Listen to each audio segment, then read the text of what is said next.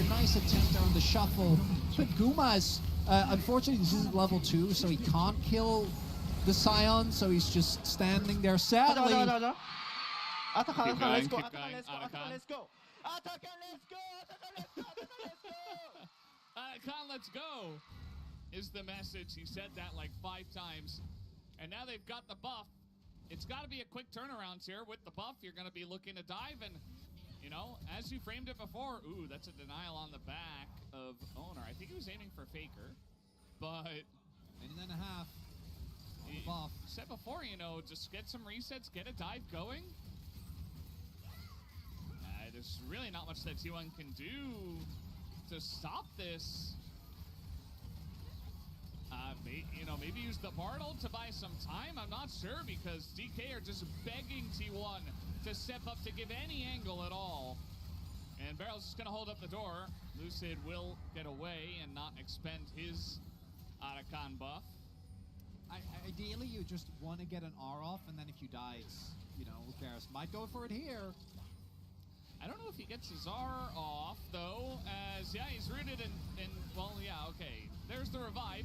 In goes Xiu. Very nice engage, actually, but the follow-up is non-existent. Bit of damage on Aguma, though. They got Guma, and that is the most important part, as everybody else just gonna maybe go down. Owner nearly burning. Not gonna happen, so they got Guma. Now, the issue with this is, you know, it was good, but there's no objective, really, after getting Guma, so...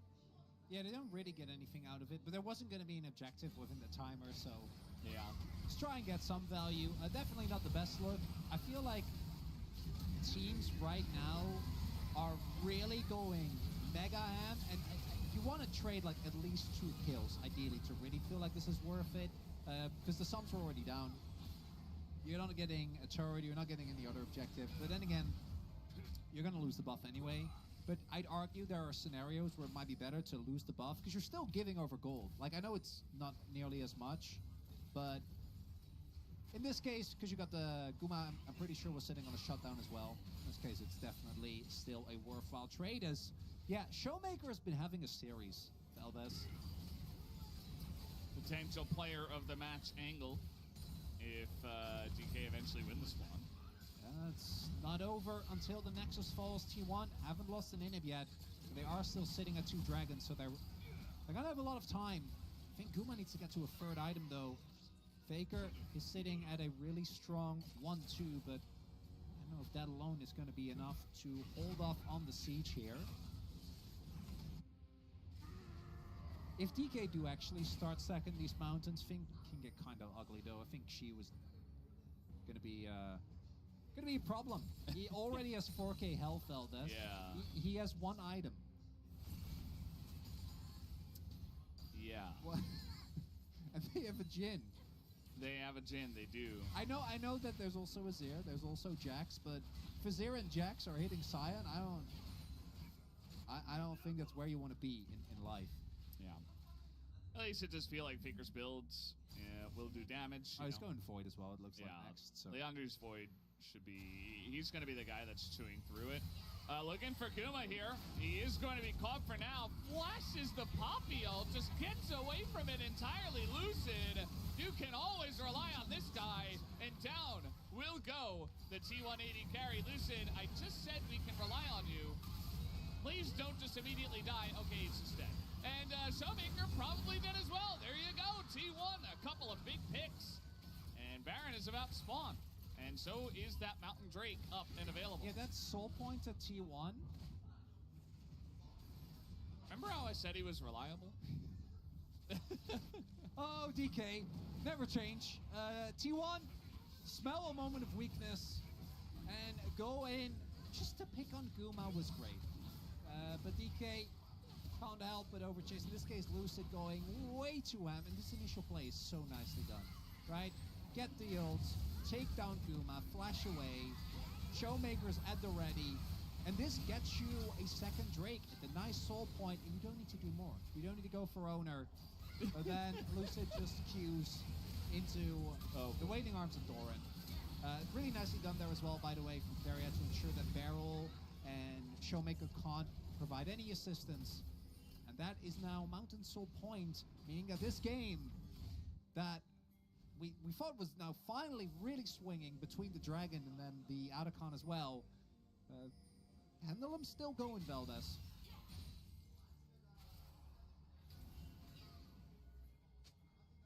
I mean, it's really anybody's game from here. I do think that the Baron is going to be an interesting point of contention. You know, how strong can Doran get as well to really force his way in those side lanes? Like, I'm not sure he can do much against the Scion. He's never really going to get a kill, and Chu's never going to attack him. When it comes to hyper carries, Aiming's doing actually pretty well. I don't think that T1 have done a great job of locking down Aiming. There was one Bartle that hit him. And now Kuma, he's got to deal with a very fed Scion, and he's going to have to flash from, flash and cleanse from the Scion. He like just, he wasn't even in bot lane. He was running through the T1 jungle looking for the flank. The entire, that's the only reason drifting. That's the only reason he was in that position at all. That's just, who does that? This guy is a madman. Okay, TP is forced. This is the moment, T1 looking for a collapse. Oh, Bardo's gonna miss. And I think for DK, all you gotta do is find Guma. The issue though is, if you get Guma, like, yeah, you got a sums and everything, but as you mentioned before, it's really Faker and Doran who are kind of the hyper carries in this comp. So you can't expend everything to get Guma. You see as well the poke actually being pretty meaningful. As that Lucid is going in. I don't know what she was bringing out in this man, but I have not seen this Lucid since spring, Valdez. Lucid was talking to Diablo before this game. He's like, how do I do what you did? How can I be that aggressive? With the sums still going to be down, or the sums are still going to be down, but T1 have bought themselves so much time by picking up that Dragon. Again, the big mistake from Lucid, meaning that there is not going to be an opportunity for DK to set up themselves for Soul Point. This game might go the distance. Baron is still up, and I gotta be careful saying that because I've said that before, and then there's like a 5-0 and the game is over.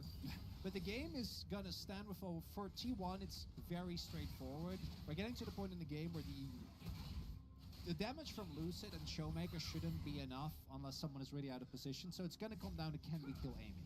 That man is about to hit his IE, about to hit 4 items, has been unchecked this entire game. And I think the issue is, as you're saying, I'm sure T1 are aware of it, but like, they are not getting any space to get on Aiming because Lucid and Showmaker and even the Scion are diving so deep onto the enemy backline. Yeah.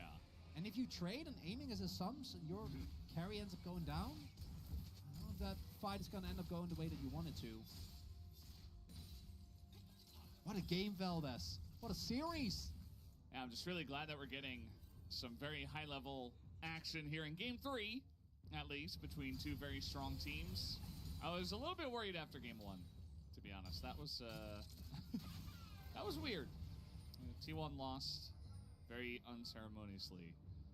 DK have been challenged, though, since then, and we weren't too satisfied with their draft either. We began to see some angles of how they're able to make it work. You know, I was saying before that Guma doesn't matter too much, but if Aiming's there and he gets a reset on Guma at least, then maybe he can duel with Faker. They're just going to go for their own T1 Baron. This is a DK Baron, but now there is vision. No flank this time. You imagine the DK is going to be looking for the turn. See how it goes. Doran going very far forward into the Braum. As they get the lockdown there on a Doran, and that frontline owners just burst 100-0. That's Guma's doing some nice work, but there is the ult from Faker, gets it, but look at Aiming. He's totally untouched the entire time. Aiming gets the reset. Guma is alone, and he is dead. And there you go, DK take a huge fight. They might look for the end. It's only Doran alive. There is a wave. I don't think that they can, but we'll see. Yeah, it looks like they are still contemplating as well. Chu ended up going down in that extended fight as well. They, at the very least, will be able to get the inhib. We'll see if they're actually choosing to push on.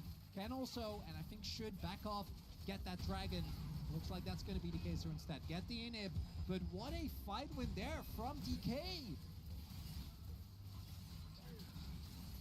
As we take a look at this one, Shiu able to dodge away, the Bardold again not really hitting, and then Doran gets tagged, the Brawl mode is there, and it looks like a disaster when he uses his stopwatch, but it doesn't matter, there's still enough damage. Lucid flashes over the ult, and aiming crucially does as well. Aiming stays alive throughout all of it, and if the Jinx doesn't die, you can't win the fight.